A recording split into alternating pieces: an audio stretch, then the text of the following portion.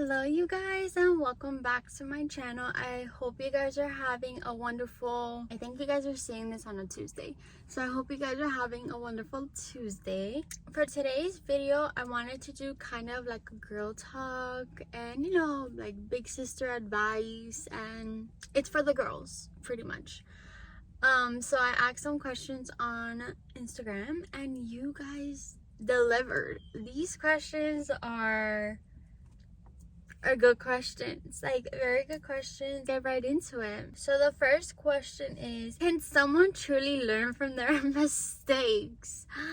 I think yes, absolutely. But in order to learn from your mistakes, I feel like you need to admit that you made a mistake, and I feel like you need to know why, like what you did, like what kind of mistake you did. I just feel like in this world you need to make mistakes in order to like have some knowledge and grow as a person. Like, that saying, you live and you learn. Well, yeah, you make mistakes and you learn from it, kind of thing. Just like, for example, I don't know, let's say you buy something that's like, I don't know, $300, and it's on something stupid, and you're like thinking to yourself, why did I buy that? Like, was that really necessary? Well, guess what? You live and you learn, and now you know to think twice before you make a big purchase that is not necessary. Next question is, what's the right number of people to invite for a girls' day? Honestly, I don't think there's a correct number of people.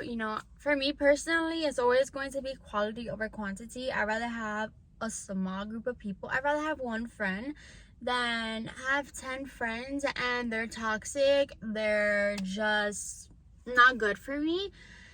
So honestly, like, I don't think there's a right number of people. I think that's your own preference. I think that is up to you and what you believe. If you want to have toxic people in your life, but that's really up to you. The third question is, name one of your biggest fears. I think one of my biggest fears, for sure, is death. I'm just gonna leave it at that. Like, point, period. Death, period. That's it. I'm not even gonna explain why, because I really don't know why. I just have a fear now, okay? Okay, the next question is kind of a hefty one. How do you stop comparing yourself? And honestly, for this question, I actually wrote my response a little bit, just because I really wanted to make sure that I made my point across and I put all my thoughts into it. But before I read my response, I just want to let you guys know that unfortunately we live in a society now where you're always going to compare yourself. And even me, like, I compare myself, unfortunately, whether that is school, whether that is just people. There's people in my life already that are married, that have a house, that already have literally a career, and have, some of them already have kids, or they're about to have kids. It's just a crazy wild ride over here. But I just have to constantly remind myself that my life is already made. God, I'm not to get like all religion and whatever, but God already made my life, and I'm just kind of walking through it now. Please live for yourself. Don't forget that this life is yours and nobody else's. Don't get caught up in trying to do things for others at the expense of hurting yourself in the process. Fill yourself up with passion that never seems to die, because you remember why you do all of this. Enjoy every minute because you say you can, and don't forget about yourself. Do me a favor and honor yourself. I feel like it's so easy to get caught up in other people's life. And for me personally, like, people are always saying, this, that, whatever. And then it puts me in a bad place, because I'm like, well, maybe I should be doing that too. Or what am I doing wrong? So do me a favor and just block it out and live for yourself and do what makes you happy. The next question is, what's free therapy to you? Honestly, whatever that makes me happy. whether that is hanging out with family and friends, whether that is going to the beach, whether that is just staying home and having a Sunday reset and just be alone. Like, there is times where I crave being alone. Like, I know, like, there's times where I don't want to talk to anybody. There's times where I just want to be alone. Like, I don't want to do anything. Like, I need to reset myself. And honestly, that's free therapy. Next question is, how do you deal with period cramps / mood and etc.? Honestly, I am on birth control. I am on the patch. Before being on birth control, my period cramps were horrible. I would literally want to go to the to the hospital.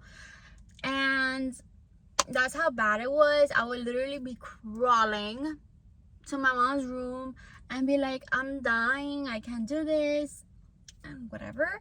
Then I got on birth control, and all I have to say is I honestly saved my life. It saved my period cramps so much. But I still kind of do get a little bit of period cramps. Not as bad as they used to be, but you know, a little bit. As of mood, honestly, I can't control that.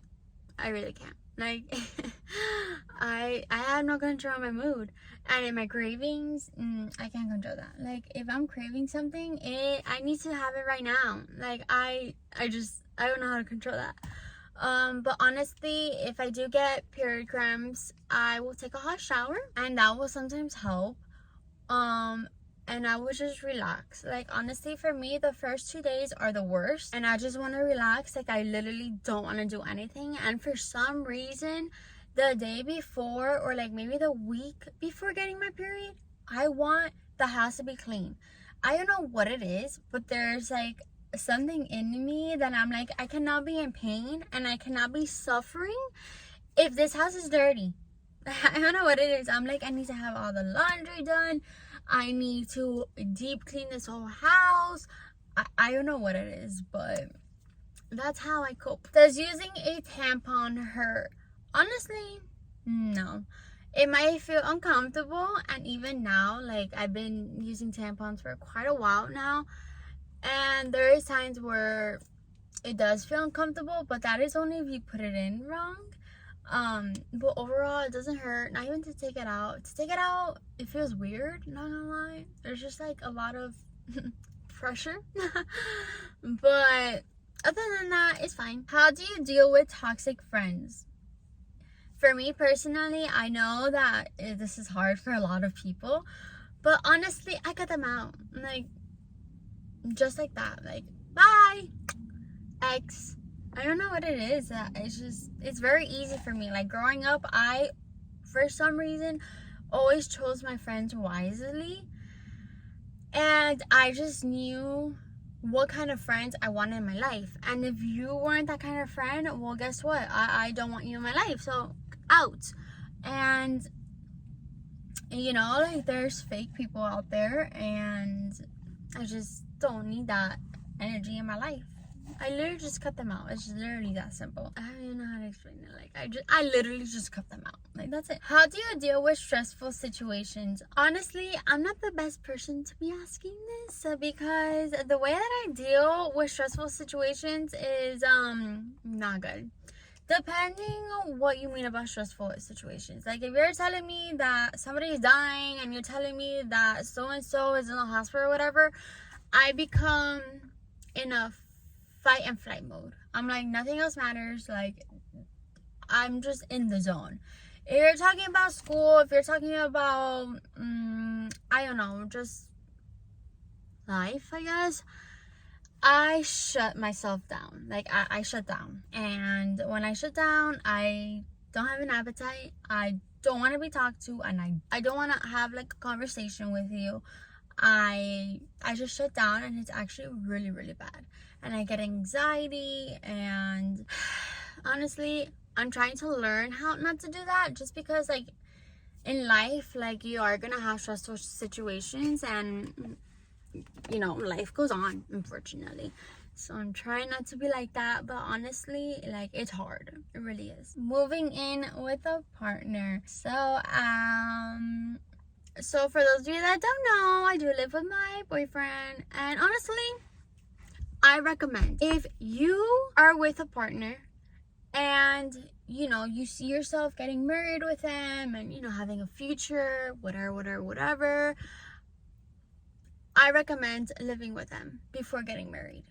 Because honestly, when you move in with somebody, you learn so much more about that person and another side of that person that you would have never even known until you move with them. And I feel like it's very important to move in with a partner before marriage.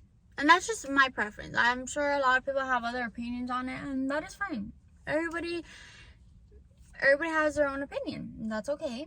But for me personally, like, I just can't imagine getting married with somebody and then moving in with them and then being like, I did not know this about you, I don't like this.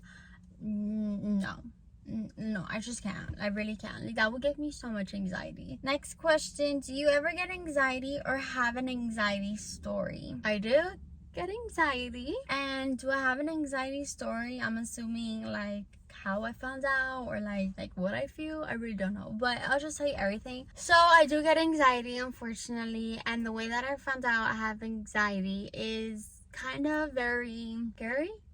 The first time I ever got anxiety was probably in middle school. I don't remember the exact grade, but I know that I was in middle school.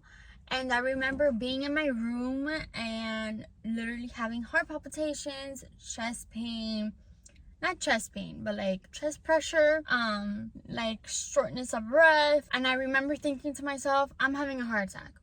And the thing is that back then, the word anxiety was not normalized. Like nobody knew what anxiety was. Now everybody and their mothers have anxiety. Like, I feel like it's so normalized now. Back then it just wasn't. Like, back then it was like, what's anxiety? Like, it just unfortunately it wasn't. So me being me and me being young, I was freaking out. I was like, I don't know what's happening. Like, the word anxiety, I didn't even know what that was, and that will cause this, you know what I mean? So I literally, it was like 1 in the morning, 2 in the morning, I woke up my mom and I told her, I said, I need to go to the hospital. And I told her what I was feeling, and I said, I need to go to the hospital. I feel like I'm having a heart attack. I don't like how I feel. I literally felt like I was dying. So she took me to the ER and they did an EKG. Obviously everything was fine. My oxygen was fine because, I had shortness of breath, and they literally said, you have anxiety. And I said, oh, okay. So then they gave me an inhaler for, like, my lungs to open up or whatever. Kind of moving forward, I know that this was my 8th grade year or 9th grade year. I went to Georgia with my dad and my stepmom and my sister, and we were in the aquarium, Georgia aquarium or whatever it's called. And I think that this was the worst of the worst. We were in a line to see some show, and I remember having to get out of the line and my dad coming with me to the food court, and to this day I know where we sat and everything. And I remember just feeling like I was literally dying. All I had in my head was, I'm gonna die right here, and 911 is gonna have to come. And my dad at that time, he didn't know what was going on either. He didn't know what the heck. It's not that you don't know what anxiety is. Like, when the doctor told me, oh, it's anxiety, I'm like, oh yeah, I know what that is. But it just wasn't normalized. So my dad was honestly kind of scared in the inside, just because he didn't know what was happening, why I was so anxious. I was literally having an anxiety attack and a panic attack. And I just thought I was literally gonna die, like right there. And last year in May, I actually went back to the aquarium, and it was just crazy to me because I literally know exactly the line that I got out of, and I know exactly the table and the location where I sat at having my attacks. And I remember texting my dad, and I'm like, this is just so wild to me that I'm back. And it just brought back kind of like a movie where it's like you're going back in the past. And not that I felt die attacks, but it was just like, oh my god, like I just remember how I was feeling, and I remember what I felt. And my dad even told me, like, over text, he was like, yeah, that was pretty scary, because I didn't know what was happening. And I said, me either. I mean, I knew I had anxiety, but it got really, really bad. So then fast forward to high school, I still had anxiety. I remember being scared to wake up the next morning, because I was like, well, what if I wake up and I have anxiety? Or what am I gonna have anxiety for tomorrow now? Like, it was just like literally a fear at this point. And I would literally sometimes have to leave school early, like high school, because of my anxiety, and I just couldn't control it. Back then I didn't know how to control it until maybe like sophomore year. The only thing that helped was walking. I will walk to the bathroom or like the hallways, and listening to music and texting my stepmom. I don't know, like texting somebody to get my mind off of what I'm feeling helped a lot. Like, I would literally be in chemistry class doing work that I need to get done, but I'm like, you know what, no. I need to text somebody because my anxiety is off the roof. And then as I grew up, like right now, I don't really get anxiety as much. And another thing that helped was, for some reason, like when I'm playing with my hair, or like, I don't know, like that like helps calm my anxiety. Sometimes like it means that I have anxiety, but sometimes like it's just helping me. And another thing that helps too was eating ice. For some reason, eating ice, I know it's so bad for you, and I love ice and it's bad, but whatever, that helped a lot. I don't know what it was. I don't know if it was just the cold, I really don't know. And putting my hand like in my chest, like sometimes even now, like I'll just go like this, and that helps me. I really don't know what it is, but honestly in high school it got very scary. Like, my family started thinking that I need to go to therapy, and they got really, really worried, and they were like, maybe you need medication, which I was, I know a lot of people that are on medication for anxiety. I just didn't want to get on medication. I still don't. And my cousin, who is a psychiatrist, would even like, I don't know, would send me some things to help me calm down, and I really don't know. But now I don't really get anxiety as much. For a very, very long time, I didn't get anxiety at all. Like, I was like, oh my gosh, I grew of this. And I don't know what happened and when it was, but I remember one day I got anxiety, and I was like, oh, it's still there. I was like, great, lovely. Actually last night I had anxiety. I don't know what it was. Last night was very scary.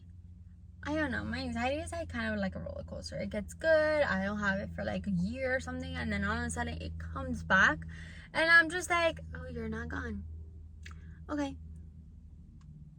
I hope you guys enjoyed this girl talk video, and just me kind of giving you advice, and you guys getting to know me a little bit better. Don't forget to like, comment, and subscribe, and I will see you guys in my next video.